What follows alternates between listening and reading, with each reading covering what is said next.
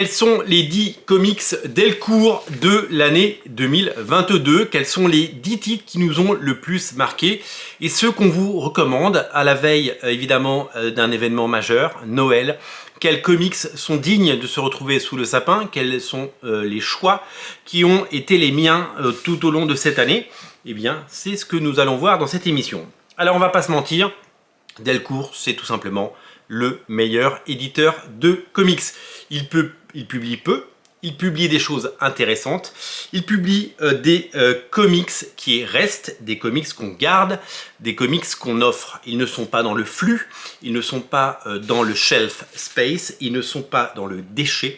Ce ne sont pas des comics qu'on prend, qu'on lit, qu'on jette et qu'on oublie. Ce sont des comics qu'on garde et c'est des comics qu'on a envie de toucher. Ce sont aussi de très beaux objets puisque les éditions sont la plupart du temps de qualité. Alors, ce sont mes coups de cœur de l'année. Hein, ça ne regarde évidemment que mon humble avis. Vous pouvez avoir été passionné par d'autres titres, mais c'est ma sélection et j'avais envie de la partager avec vous, puisque ce sont des titres que j'ai adoré présenter, des titres que j'ai soutenus, des titres que j'ai aimé montrer, et je suis ravi de les partager avec vous.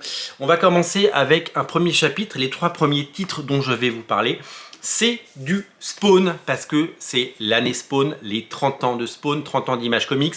Et à cette occasion, Todd McFarlane a mis les choses en grand et Delcourt a fait les choses en encore plus grand. C'est-à-dire que les séries sortent, vous le savez, aux États-Unis de façon mensuelle. Et en France, on a droit à de beaux albums bien travaillés, bien mis en valeur. Et ça commence évidemment avec les 2 nouvelles séries sorties cette année. King Spawn, qui est la seconde série régulière Spawn.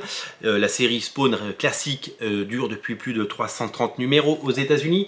Et Todd McFarlane a décidé de proposer une seconde série Spawn, tout comme il y a une seconde série Batman aux États-Unis. Il y a Batman et Detective Comics.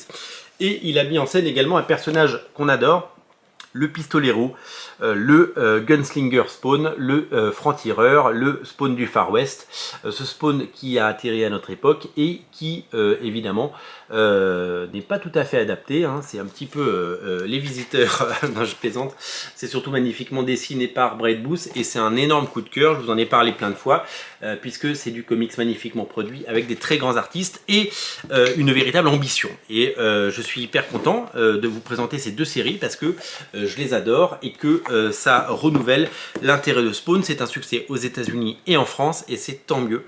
Spawn n'a jamais été au cœur aussi mis en avant et aussi populaire. À l'occasion des 30 ans de Spawn, il n'y a pas eu grand chose aux États-Unis, il faut le dire. Il n'y a pas eu de beaux albums, il n'y a pas eu de belles intégrales. Et en France, on a eu droit à une magnifique intégrale qui est un one-shot. Hein. Ce n'est pas une nouvelle intégrale, c'est un livre anniversaire d'ailleurs. Un livre anniversaire dans lequel on retrouve les 15 premiers numéros de Spawn, tous dessinés par Todd McFarlane, également écrits par Alan Moore, Dave Sim, Frank Miller et Neil Gaiman. Et ça a été un magnifique objet qu'on a, on en a vendu 700 exemplaires quand même, hein, c'est quand même taré. Il y a eu 3 couvertures, il y a cette couverture régulière, il y a eu 2 couvertures exclusives chez nous. Tout est parti et ça a été un véritable plébiscite, donc merci à tous ceux qui l'ont acheté. Si vous voulez découvrir Spawn, c'est le moment, puisque tout est disponible, que ce soit les intégrales Spawn avec les 300 premiers numéros, les épisodes les plus récents d'une série qui s'appelle Spawn Renaissance, et il y a cet album qui permet de découvrir Spawn, et il est magnifique, il faut l'acheter. Et pour prolonger le plaisir, il y a les 2 nouvelles séries Spawn. Vraiment, c'est le moment de lire et découvrir Spawn. Faites-vous plaisir.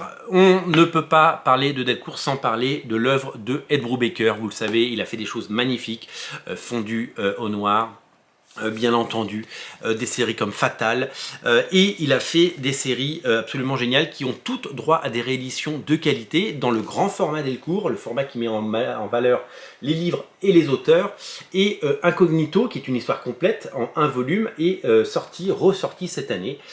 C'est d'ailleurs la seule incursion des auteurs, hein, Ed Brubaker et Sean Phillips, dans le monde du super-héros. Ils viennent du super-héros, vous le savez, puisqu'ils ont fait énormément de super-héros chez DC Comics et chez Marvel, et là ils ont décidé de faire un pas de côté sur les séries de polar et de crimes qu'ils font habituellement par ailleurs pour faire une série de super-héros mais à leur sauce. sauce, c'est-à-dire encore une nouvelle fois dark, un peu poisseuse et complètement géniale. Comme d'habitude avec Brubaker et Sean Phillips, c'est brillantissime et c'est une série qui renouvelle totalement le genre du super-héros. C'est disponible en intégrale et ça fait partie de ces choses qu'on adore, bien entendu, en ce début d'année.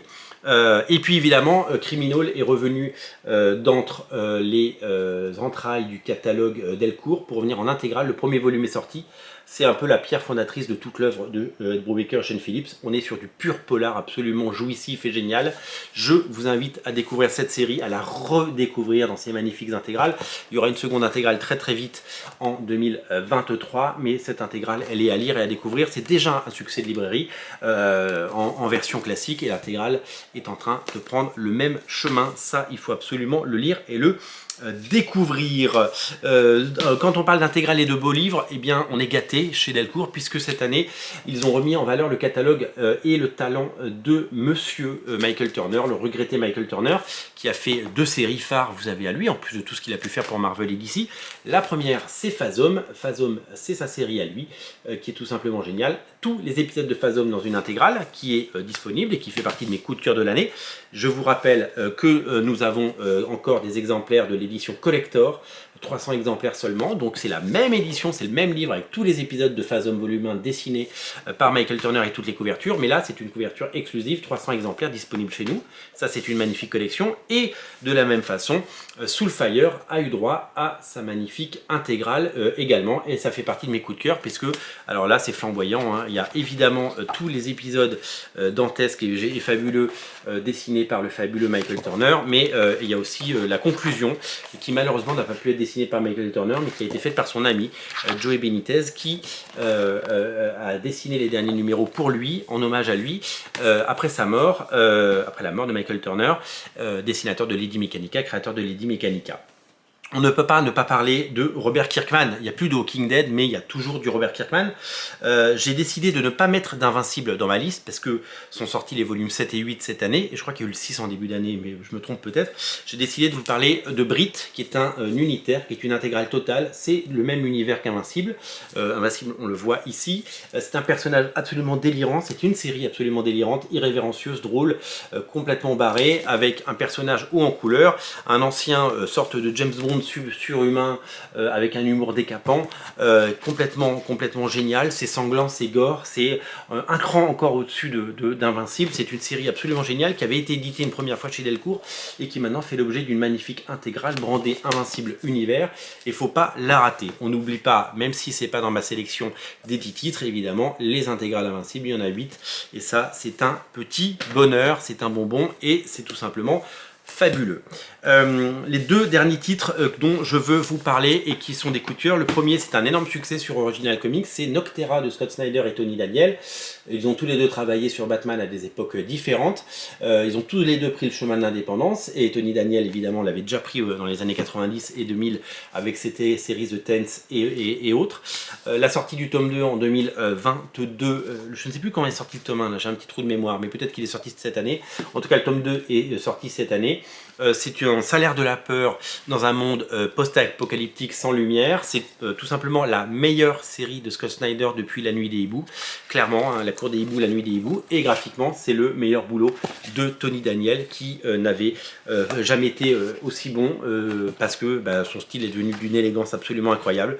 Honnêtement, c'est un plaisir de lecture absolument divin que je vous invite à découvrir. Il y aura 3 tomes, les 2 tomes sont disponibles, ça c'est à découvrir et c'est à mettre sous le sapin et entre toutes les bonnes mains. L'avantage du catalogue Delcourt, c'est qu'on peut le lire sans forcément aimer le super-héros, et tous les gens qui n'aiment pas le super-héros, parce que la grande majorité des lecteurs en France de bande dessinée ne lisent pas de super-héros, et bien ils peuvent lire des comics Delcourt, notamment ceux d'Ed Brubaker et pourquoi pas ceux de Scott Snyder. On termine avec mon petit bonbon fruité, mon petit plaisir coupable, le Fight Girls de Frank Shaw. Frank Shaw, vous le savez, tous les 2-3 ans, il nous fait un bel album avec des jolies nanas, de l'action, des dinosaures, des monstres, et on se régale parce qu'on a vraiment l'impression de voir un gros blockbuster, un gros bonbon bien sucré, une barbe à papa qu'on a envie de croquer à la fête foraine, une pomme d'amour dans laquelle on a envie de croquer. C'est absolument génial. Fight Girls, moi j'ai un vrai plaisir à lire les œuvres de Frank Shaw. C'est un peu de légèreté dans un monde parfois trop sérieux, les dessins sont toujours chouettes, il y a beaucoup d'humour et c'est vraiment hyper Super Soigné. Voilà, c'est une série que je vous recommande et une série que j'aime particulièrement. Ça fait partie de mes coups de cœur. Voilà, un choix éclectique pour un catalogue qui l'est tout autant, avec des sorties en 2023 qui vont être folles également. Je vous invite à découvrir bien entendu tous ces comics dans le rayon Delcourt. Il y a vraiment des choses hyper intéressantes à lire et à découvrir. Faites-vous un énorme plaisir. Ne boudez pas votre envie de lire des jolies choses. Delcourt, c'est tout simplement le meilleur éditeur de comics voici. Donc je vous ai présenté les 10 comics qui m'ont plu cette année. Il y en avait d'autres, il a fallu faire des choix, mais ceux-là vous pouvez les offrir.